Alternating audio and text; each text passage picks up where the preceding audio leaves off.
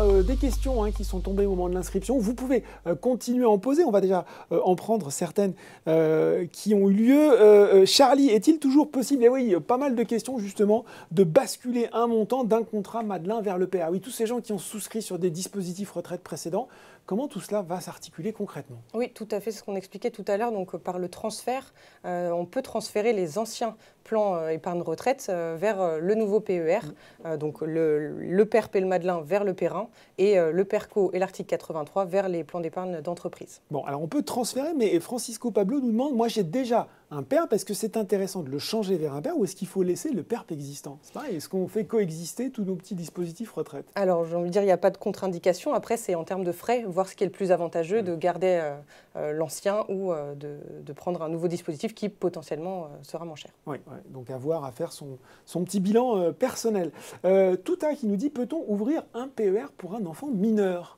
Alors, sur le produit matelas, pour le moment, non, mais on ne s'interdit pas également d'ouvrir la fonctionnalité pour les mineurs. Bon, là aussi, il va falloir regarder les annonces.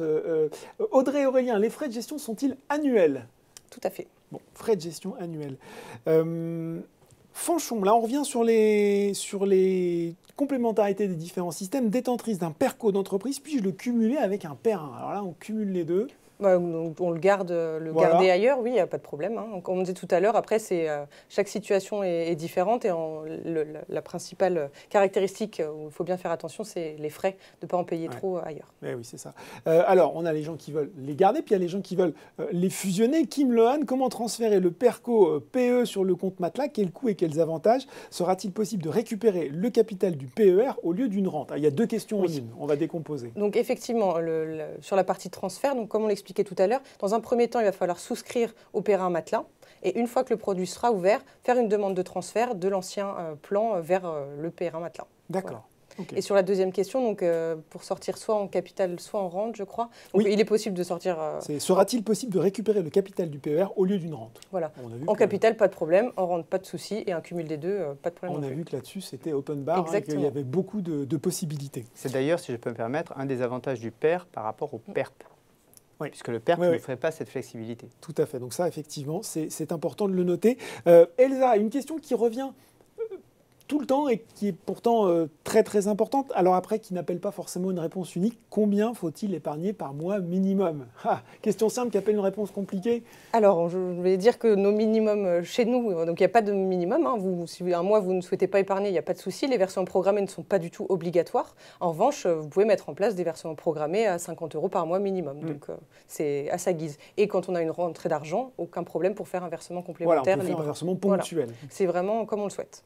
Flo qui nous dit, tous les profils d'investissement sont-ils composés d'investissements ISR? Oui, oui. Tout est 100%, quel que soit le profil, équilibré, prudent ou dynamique, quel que soit l'horizon d'investissement, que l'on soit à 40 ans de sa date prévisionnelle de départ en retraite ou à 2 ans de sa date prévisionnelle de départ en retraite, les ETF que nous avons sélectionnés sont tous labellisés ISR. Voilà, 100%, pas de questions à se poser, quel que soit le profil. Alors on a les gens qui se demandent comment ils peuvent clôturer leur PER avant la retraite, et puis il y a des gens comme Michel qui disent, mais est-on obligé de clôturer son PER le premier jour de sa retraite? Et si j'ai pas envie de le fermer, ce PER, c'est possible?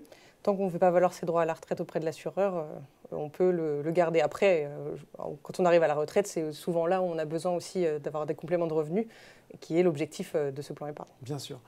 Nicolas, y a-t-il une garantie de rendement?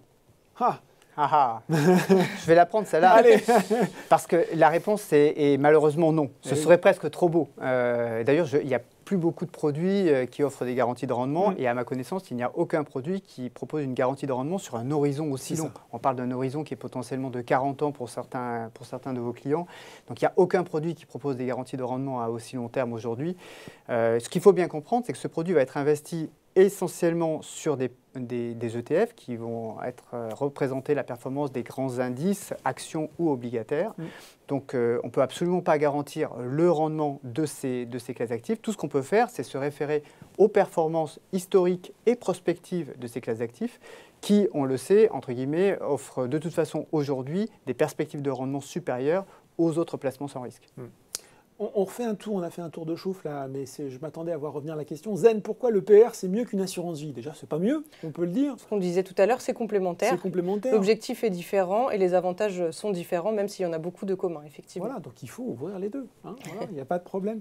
Est-ce qu'on peut, Lily, est-ce qu'on peut avoir un PER 1, ouvrir un PER 1 sinon t'es chômage?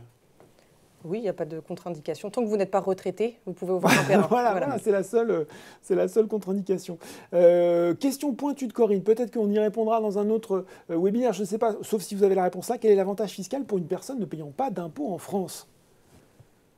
Ouais, c'est pointu ça. On va peut-être rentrer dans un niveau de détail. Je pense que Corinne, on va la garder celle-là pour le webinaire spécial fiscalité. Donc il faudra que vous reveniez d'ici quelques semaines pour qu'on réponde à cette question. Jérémy, quels sont les objectifs de rémunération selon les profils sur 5-8 ans? Elle m'étonne cette question parce qu'on a expliqué que c'est pas l'objectif du PER, c'est ça, 5-8 ans, c'est pas l'objectif, Jérémy. L'objectif, c'est encore une fois horizon retraite et toute la mécanique du produit finalement. C'est cette logique de long terme, ou en tout cas d'arriver jusqu'à la retraite. Et surtout, le 5-8 ans de Laurent va être différent du 5-8 ans de Caroline et du 5-8 ans de Henri, en fonction de nos âges et de nos profils de risque. Donc il n'y aura pas malheureusement de réponse générique à cette question. Ce que j'invite votre auditeur, donc Jérémy, à faire, c'est en fonction de son âge, en fonction de son profil de risque, regarder quelle est l'allocation entre guillemets proposée par BlackRock pour ce type de portefeuille, et ensuite, au travers d'estimations de rendement attendu sur les grandes classes d'actifs, se faire une idée du type de rendement qu'il est en droit d'espérer sur ce type de placement. Et pour le coup, on peut lui dire pour du 5-8 ans, c'est peut-être vers un autre produit qu'il faut se tourner, tout simplement. Tout à fait. Et pourquoi pas l'assurance vie? Et pourquoi pas l'assurance vie? Ben voilà, allez. Dispose-t-on, Audrey et Aurélien, dispose-t-on de conseils personnalisés pour nous aider à gérer notre placement si on ouvre un PER avec Boursorama Banque? Personnalisé. Alors justement, l'objectif de travailler avec un gérant qui vous gère votre... C'est qui fait le boulot, a priori. Exactement. Oui. C'est de profiter de l'expertise sans avoir à rien faire. En tout cas, Audrey et Aurélien, je peux vous garantir qu'à défaut de conseils personnalisés, il y a un certain nombre de contenus, de vidéos, de webinaires comme celui qu'on est en train de faire ce soir pour vous apporter toute l'information dont vous avez besoin, à la fois sur l'évolution du produit et puis sur l'évolution de la réglementation, du régime retraite. Bref, voilà, vous pouvez retrouver toutes ces informations sur votre espace client ou sur le portail boursorama.com. Il y a un cas qu'on n'a pas encore envisagé, c'est Christophe qui nous pose la question, en cas de décès du titulaire du PER avant le débouclage de ce dernier, que se passe-t-il? Est-ce un actif que l'on transmet à nos héritiers? C'est une question importante là, de succession. Comment est calculée la rente?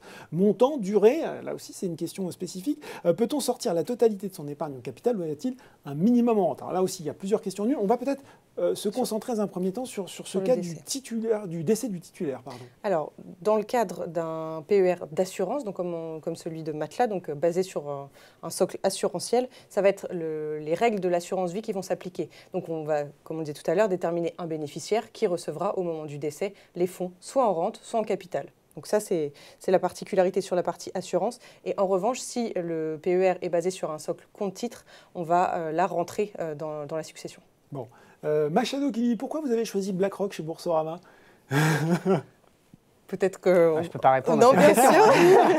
On peut dire la vérité, que c'est un très grand gestionnaire d'actifs européen et mondial et que l'expertise n'est plus à faire. Et voilà, et puis dans cette compétitivité des frais aussi, toujours dans cette volonté d'avoir les frais les plus bas, c'était vu comme un partenaire de premier choix. Y aura-t-il possibilité d'avoir un replay? Mais bien sûr, d'ici quelques jours, sur l'espace client et sur le portail. Hubert, y a-t-il un intérêt de souscrire un PER après 60 ans?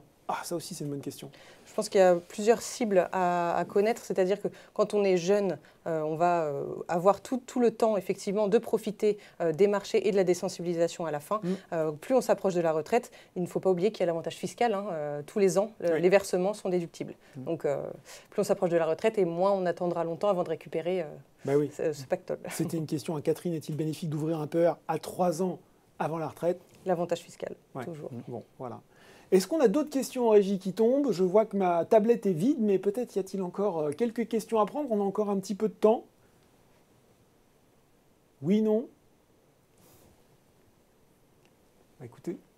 Ah, on me dit qu'on sélectionne. Alors attention, il y a encore des questions qui tombent. On va encore prendre un petit peu, quelques minutes pour répondre aux sujets que vous pouvez avoir.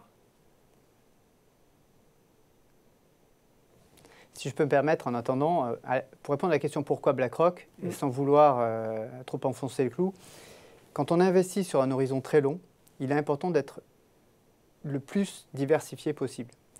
Et comme le choix a été fait de minimiser les frais, il fallait pouvoir disposer d'une offre d'ETF la plus large possible, de manière à atteindre ce niveau de diversification tout en respectant cette contrainte de coût bas.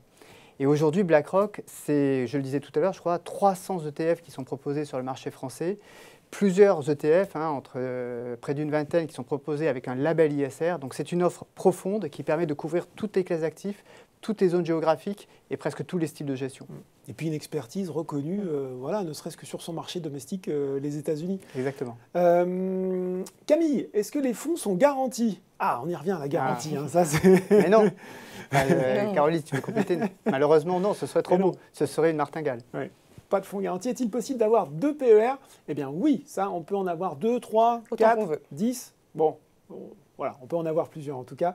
Marie-Louis qui nous repose cette question, à 1 an de la retraite, est-ce encore intéressant d'ouvrir un PER? On y a plus ou moins répondu pour l'avantage fiscal, mais voilà, c'est un peu l'intérêt. Je pense qu'on arrive au bout de ce webinaire. Merci beaucoup à vous de nous avoir présenté ce produit, première webconférence, mais sans doute pas la dernière. Merci beaucoup Henri Chabadel et Caroline Chanzy d'avoir été avec nous ce soir.